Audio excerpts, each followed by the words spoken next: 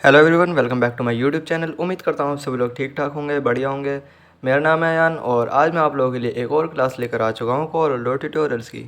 तो आज हमारी क्लास 23 होने वाली है और बहुत ही ज़्यादा एक डिटेल्ड क्लास होने वाली है। तो आज हम सीखेंगे टेक्स्ट टूल को। टेक्स्ट टूल में क्या क्या चीज़ें होती हैं, किस किस इसकी प्रॉपर्टीज़ कितनी होती हैं, कैसे इसको यूज़ करते हैं, ये सब चीज़ें आज हम सीखेंगे। काफ़ी ज़्यादा डिटेल्ड क्लास होने वाली है, तो आप ध्यान से समझिएगा इसको। और चलिए हम वीडियो को स्टार्ट करते हैं बिना किसी देरी के। तो यहाँ पर टेक्स्ट टूल पर हम जैसे ही आते हैं, यहाँ पर एक ड्रॉप एरो छोटा सा आपको दिख जाएगा। इसमें दो चीज़ें हैं, एक तो टेक्स्ट है और एक टेबल है। ठीक है, टेक्स्ट टूल को एक्टिव कराने के लिए यहाँ पर एक शॉर्ट की भी दी हुई है, F8। आप अपने कीबोर्ड से प्रेस करेंगे तो आपका टेक्स्ट टूल एक्टिव हो जाएगा। ठीक है, तो यहाँ से मैं इस पर क्लिक कर देता हूँ और ये हमारा एक टेक्स्ट टूल हमारे पास आ चुका है। तो टेक्स्ट टूल का यूज़ हम किस तरीके से करेंगे, हम सिंपल इसको, हमें जहाँ पर भी कुछ लिखना है वहाँ पर टेक्स्ट टूल लेके हम वहाँ पर सिंपल क्लिक कर देंगे। उसके बाद हमें जो भी लिखना है वो हम लिख सकते हैं। ठीक है, और पहले मैं यहाँ पे कुछ लिख देता हूँ आपके लिए, थोड़ा सा आसानी हो जाएगी समझने में। तो यहाँ पर मैंने अपने चैनल का नाम लिख दिया है इस तरीके से। थोड़ा सा इसको बड़ा कर लेते हैं। ठीक है, तो यहाँ पर आप देख रहे हैं इसकी कुछ प्रॉपर्टीज़। इन प्रॉपर्टीज़ के बारे में हम समझते हैं, ये सब क्या क्या चीज़ें हैं। सबसे पहले हम यहाँ पर आ जाते हैं एरियल। तो ये है इसकी फ़ॉन्ट लिस्ट। यहाँ पर काफ़ी सारे आपको फ़ॉन्ट्स देखने को मिल जाएंगे। मैं इसको थोड़ा सा इधर रख देता हूँ ताकि आपको दिखता रहे। ठीक है, यहाँ से आप देखेंगे कितने सारे फ़ॉन्ट्स हैं। यहाँ पर काफ़ी सारे फ़ॉन्ट्स हैं, आप इसमें से कोई भी अपने लिए यूज़ कर सकते हैं। इस वक्त देखिए मैं बिल्कुल इस पर क्लिक नहीं कर रहा हूँ, बस अपना कर्सर उस पर लेकर जा रहा हूँ, तो वो हमें बता रहा है कि ये वाला जो फ़ॉन्ट है वो इस तरीके का है। ठीक है, और यहाँ पर जो आप फ़ॉन्ट्स देख रहे हैं जो कि चेंज नहीं हो रहे हैं, नीचे नीचे की लिस्ट चल रही है ऊपर की। ये जो 4-5 फ़ॉन्ट्स हैं वो वहीं के वहीं हैं। तो ये फ़ॉन्ट्स वो हैं जो हमने रिसेंटली अभी यूज़ किए हैं।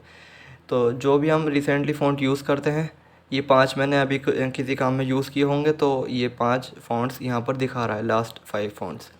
ठीक है, बाकी मैं इसमें से मान लीजिए यहाँ पर इस तरीके से ये वाला फ़ॉन्ट यूज़ कर लेता हूँ।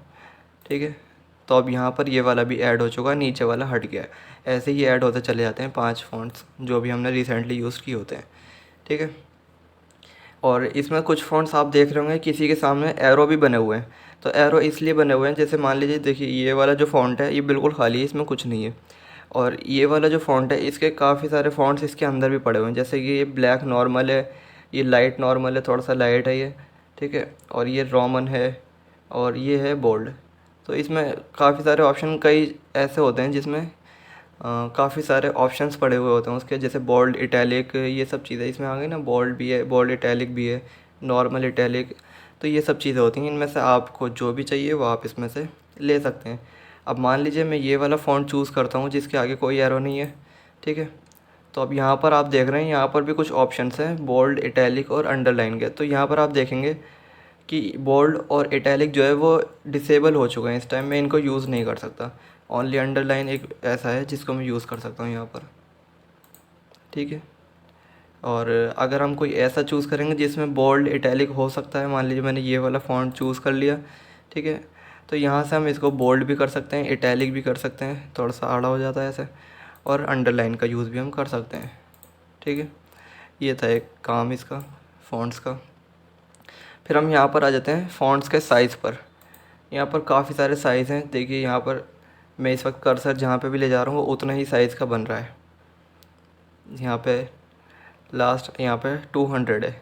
ऐसा नहीं है कि हम इसके बाद नहीं कर सकते, 200 से भी ज़्यादा बड़ा हम कर सकते हैं। वहाँ पर हमें मैनुअली यहाँ पे हमें नंबर डालने होंगे। 500 थोड़ा ज़्यादा हो जाएगा, 300 कर देते हैं इसको, तो ये बड़ा हो गया और भी ज़्यादा। ठीक है ना, और बाकी आप इसको यहाँ से छोटा कर ही सकते हैं। अब मैं इसको छोटा किस तरीके से कर रहा हूँ ये भी आप देख लीजिए। मान लीजिए ये यहाँ पर एक साइज़ यहाँ पर रखा हुआ है। ठीक है, अब हमें क्या करना है, इसको थोड़ा सा छोटा करना है।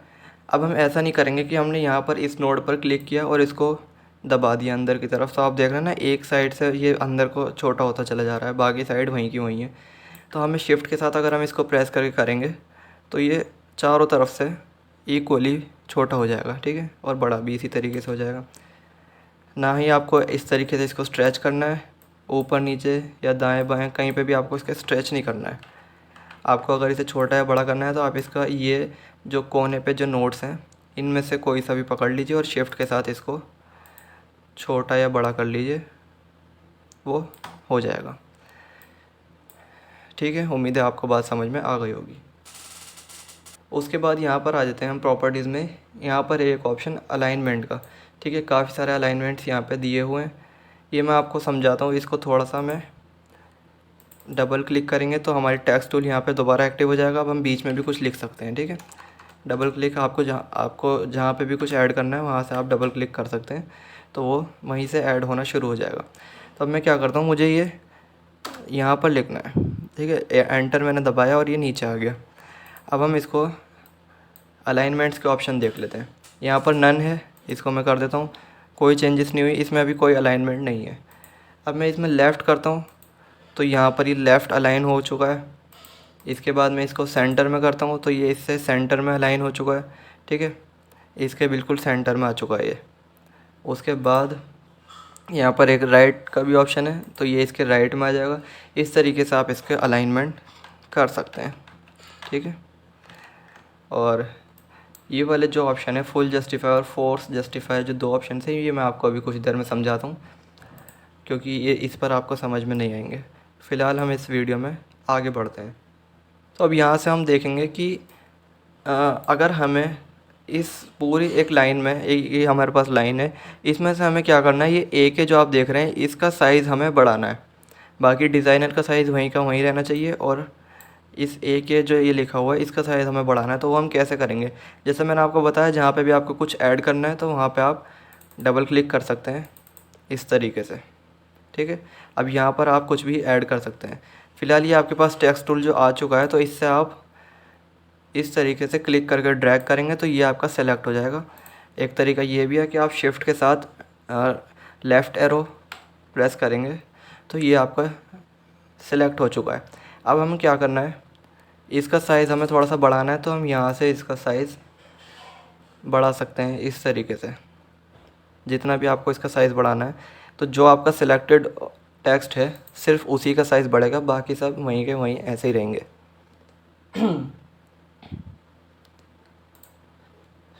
ठीक है जी, ये हो गया एक चीज़। और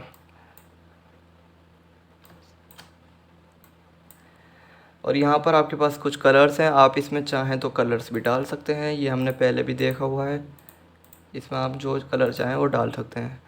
और एक चीज़ ये है कि अगर जैसे कि हमने इसको सिर्फ एक ए को बड़ा करा था, उसी तरीके से हम सिर्फ एक ए के अंदर या इनमें से कोई भी एक टेक्स्ट, कोई अल्फ़ाबेट लेके सिर्फ उसमें अलग से कलर डाल सकते हैं।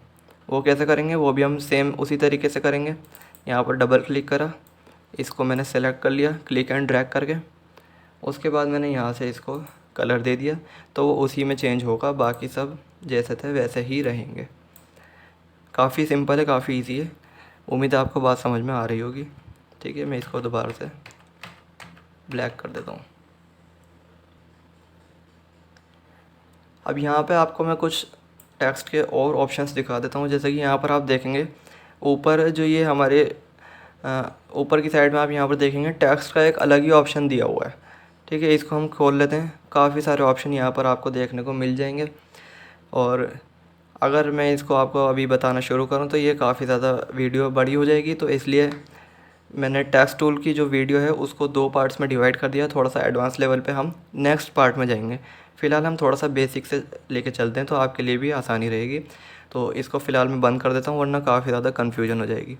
इसके अलावा मैं क्या करता हूँ, यहाँ पर आपको एक और ऑप्शन दिखा देता हूँ। यहाँ पर आप विंडोज़ में जाएंगे, उसके बाद यहाँ पर डॉकर्स के बाद आप जाएंगे यहाँ पर सीधे टेक्स्ट में। कंट्रोल टी इसकी शॉर्ट की है, आप सिंपल कंट्रोल टी से भी यहाँ पर आ सकते हैं। इसको क्लिक करेंगे और यहाँ पर हमारे पास कुछ ऑप्शंस खुल जाते हैं। तो ये तो मैंने आपको बस एक दिखाने के लिए बता दिया कि यहाँ पर इसके कुछ और ऑप्शंस होते हैं, लेकिन आप देखेंगे कि यहाँ पर मोस्टली सेम ऑप्शंस ही, ये अलाइनमेंट है, ये हमारा काफ़ी सारी चीज़ें सेम ही हैं। ठीक है, यहाँ से हमें फ़ॉन्ट्स देखने को मिल जाते हैं, वही चीज़ है, ठीक है। अंडरलाइन है, अलाइनमेंट्स वगैरह सब चीज़ें उसी तरीके से हैं। तो मेरा ख़्याल है कि आप यहाँ से इसको यूज़ ना करें, जैसे हैं वैसे ही रहने दें। अगर बाद में चल के आपको डिज़ाइनिंग में थोड़ा सा आप एडवांस लेवल पे जाते हैं तो आप यहाँ से कुछ चेंजेस कर सकते हैं। बाकी मेरा ख़्याल है कि यहाँ से आपको कोई नई चीज़ मिलने वाली नहीं है। आप जितनी चीज़ें यहाँ पर हैं वो मोस्टली यही चीज़ें यूज़ होती हैं आपके डिज़ाइनिंग वर्क में। तो आप बेहतर है कि इसी की प्रैक्टिस करके अ, इसी को थोड़ा सा एडवांस लेवल पे लेके जाएं, ठीक है। तो अब मैं आपको एक और चीज़ बता देता हूँ, और मेरा ख़्याल है कि ये चीज़ मैंने आपको पहले भी बताई हुई है। फ़िलहाल हम टेक्स्ट टूल के बारे में बात कर रहे हैं, तो ये चीज़ मैं आपको दोबारा बता देता हूँ। जैसे कि ये क्या करना है कि अगर मान लीजिए कि मुझे ये बड़ा करना है टेक्स्ट पूरा, तो हमने सिंपल शिफ्ट के साथ इसको प्रेस करके इसको छोटा या बड़ा हम इसको कर सकते हैं, ठीक है, ऐसे। लेकिन मुझे क्या करना है कि ये जो अपने डिज़ाइन डी और ई के बीच में और ई और एस के बीच में ये जो स्पेस आ रहा है बीच में, तो मुझे इसको थोड़ा सा ज़्यादा बढ़ाना है। या फिर ए और के बीच में जो स्पेस है इसको थोड़ा सा ज़्यादा बढ़ाना है मुझे। तो हम क्या करेंगे, ये तो हम यहाँ से नहीं कर सकते कि इसको ऐसे स्ट्रेच कर लिया, तो ये तो इसका कोई हल नहीं है। हम क्या करेंगे, यहाँ से सिंपल शेप टूल ले लेंगे और आपके पास यहाँ पे दो ऑप्शंस देखने को आपको मिल जाएंगे इस तरीके से, ठीक है। तो मैं इस वाले ऑप्शन को यहाँ से क्लिक करता हूँ और इसको ड्रैग करता हूँ, तो आप देखेंगे कि जो बीच का स्पेस है इनका अल्फ़ाबेट्स का वो किस तरीके से बढ़ रहा है। मतलब अल्फ़ाबेट का साइज़ तो वही है, बस बीच का स्पेस यहाँ पर आप देख सकते हैं कि बढ़ रहा है। यहाँ पर भी इस तरीके से बढ़ गया, ठीक है। मैं कंट्रोल Z एक बार कर देता हूँ, और अगर आप इसको शिफ्ट के साथ प्रेस करेंगे इस तरीके से, तो आपका ये जो बीच का स्पेस है ये नहीं बढ़ेगा, लेकिन दो जो आपके कैरेक्टर्स के बीच का स्पेस है वो बढ़ जाएगा। जैसे के बीच में मैंने स्पेस दबाने के बाद डिज़ाइनर यूज़ किया था, तो उस तरीके से ये वाला जो बीच का स्पेस है ये बढ़ जाएगा इससे शिफ्ट के साथ प्रेस करने से, ठीक है। और सिंपल आप इसको क्लिक करेंगे तो ये आपका बीच का स्पेस बढ़ जाएगा। और एक चीज़ मैं आपको दिखाता हूँ, इसका दूसरा ऑप्शन जो था, मैं यहाँ पे इसको क्लिक करके नीचे ले आता हूँ, ठीक है। शेप टूल में जाएंगे, ये वाला जो ऑप्शन है ये हमारा नीचे की तरफ में स्पेस बढ़ाने के काम आता है इस तरीके से। चाहे आप इसको कम कर लीजिए या चाहे आप इसको बढ़ा लीजिए, जैसा आपको चाहे वैसा कर सकते हैं, ठीक है जी। ये हो गया हमारा। अब हम आ जाते हैं अपने दूसरे स्टेप की तरफ। तो जैसे कि आपने देखा होगा कुछ लेटर हेड का, आपने कहीं लेटर हेड देखा होगा या इस तरीके कोई फॉर्म वगैरह देखा होगा जिसमें आपको टेक्स्ट की कुछ लिमिटेशंस होती हैं। यानी कि कुछ बॉक्सेस बने हुए होते हैं जिसके अंदर ही आपको अपना टेक्स्ट फिक्स रखना है, उसके अलावा आप बाहर नहीं ले जा सकते, ठीक है। लेटर हेड का आप एक एग्ज़ाम्पल ले लीजिए या फिर कोई आपका फॉर्म ले लीजिए, उसमें कुछ बॉक्सेस बने हुए होते हैं जिसमें नेम, एड्रेस इस तरीके से लिखा होता है ना, आपने ज़रूर देखा होगा वो। तो उससे बाहर आप नहीं जा सकते, उसी बॉक्स के अंदर आपको काम करना होता है। तो उस तरीके के बॉक्स के अंदर हम काम कैसे कर सकते हैं, क्योंकि अगर हम यहाँ पर इसको बनाएं तो हम तो इसमें क्या करेंगे कि जी ऐसे हम ऐड लिखते चले जाएंगे, और इसमें तो कोई लिमिटेशन ही नहीं है ना, जितना हम चाहें उतना इसको खींच सकते हैं, लंबा कर सकते हैं। तो उस तरीके का अगर हमें बॉक्स बनाना है तो हम क्या करेंगे, सिंपल वो टेक्स्ट टूल से ही बनेगा। ऐसा नहीं कि वो रेक्टेंगल से बने, हाँ रेक्टेंगल से भी हम बना सकते हैं, उसके बारे में हम आगे बात करेंगे। फ़िलहाल मैं आपको बताता हूँ टेक्स्ट टूल से हम वो बॉक्स किस तरीके से बना सकते हैं।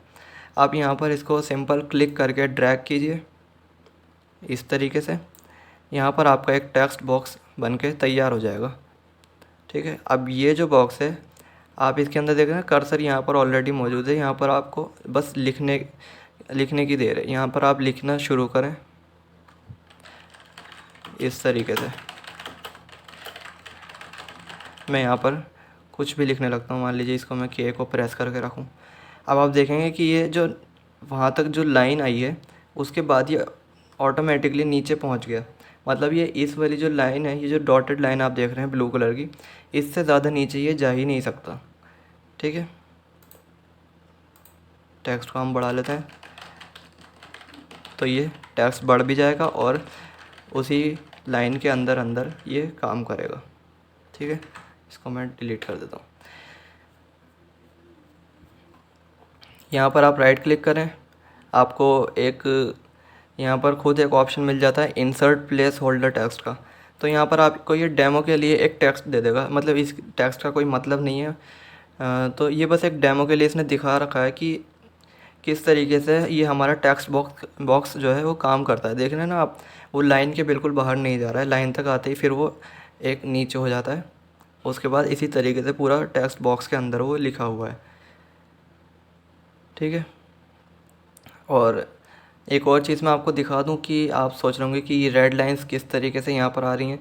तो रेड लाइंस यहाँ पर इसलिए आ रही हैं क्योंकि जैसा कि मैंने आपको बताया कि ये बस एक डेमो के लिए इन्होंने हमें एक टेक्स्ट दिया हुआ है, तो इसका कोई मतलब ही नहीं है। तो ये हमें रेड लाइन इसलिए दिखा रहा है क्योंकि यहाँ पे काफ़ी सारी स्पेलिंग मिस्टेक्स हैं। किसी वर्ड का कोई मतलब ना हो या फिर उसकी स्पेलिंग मिस्टेक हो, तो ये हमें कॉर्लडॉट डिफ़ॉल्ट सेटिंग इसकी ऐसी होती है कि ये हमें बता देता है कि यहाँ पर कुछ ना कुछ गड़बड़ है, इसकी स्पेलिंग मिस्टेक है या फिर इसका वर्ड का कोई मीनिंग ही नहीं है, ठीक है। तो इसलिए ये हमें बता रहा है कि यहाँ पर ये स्पेलिंग मिस्टेक्स हैं, रेड लाइन उसी पर दे रहा है ये, ठीक है।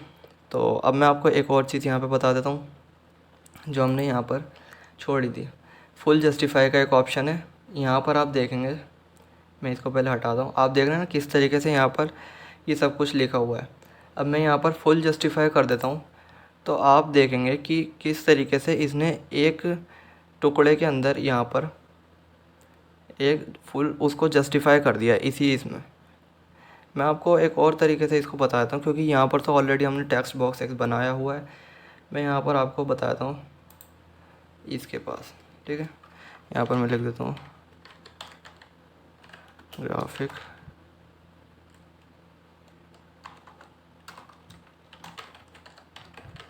डिज़ाइनर, ठीक है जी।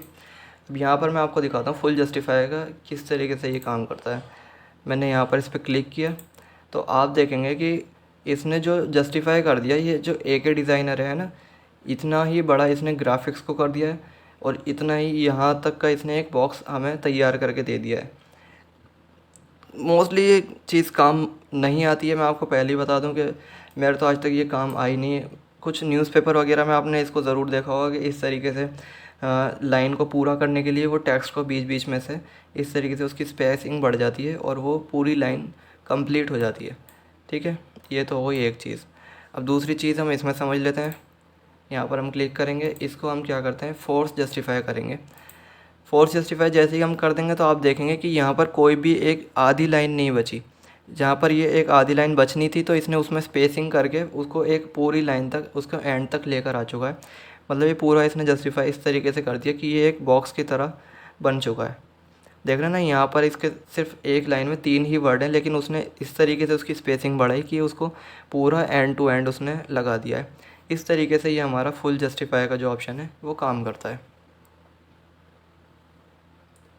बाकी इसमें मैं आपको और चीज़ें दिखा देता हूँ। यहाँ पर कुछ बुलेट पॉइंट्स हैं।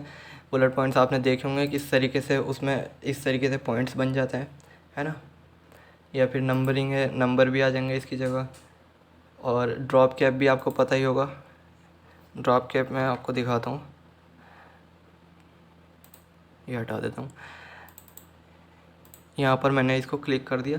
अब मैंने इस पर ड्रॉप कैप लगाया तो इसने शुरू का जो फर्स्ट वर्ड है वो उसको बड़ा कर दिया है। ये आपने ज़रूर देखा होगा किसी इंग्लिश वगैरह की बुक में, नॉवेल्स में, है ना। ये न्यूज़पेपर में भी ये काफ़ी बार आपने ज़रूर देखा होगा। तो इस तरीके से ये हमारा काम करता है। कुछ ऑप्शन से ये उम्मीद है आप अच्छे से इसको समझ गए होंगे, ठीक है ना। मैं आपको एक चीज़ और दिखाता हूँ। जिस तरीके से हमने ये टेक्स्ट बॉक्स बनाया था, आप इसको सर्कल के अंदर भी लिख सकते हैं। कंट्रोल के साथ प्रेस करके मैंने एक सर्कल बना दिया है। अब हम टेक्स्ट टूल ले लेते हैं।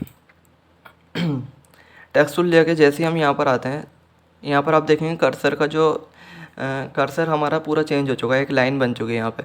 अब मैं इसको क्लिक कर दूँ तो ये हमारा सर्कल के ऊपर टेक्स्ट लिखना शुरू हो जाएगा, ठीक है।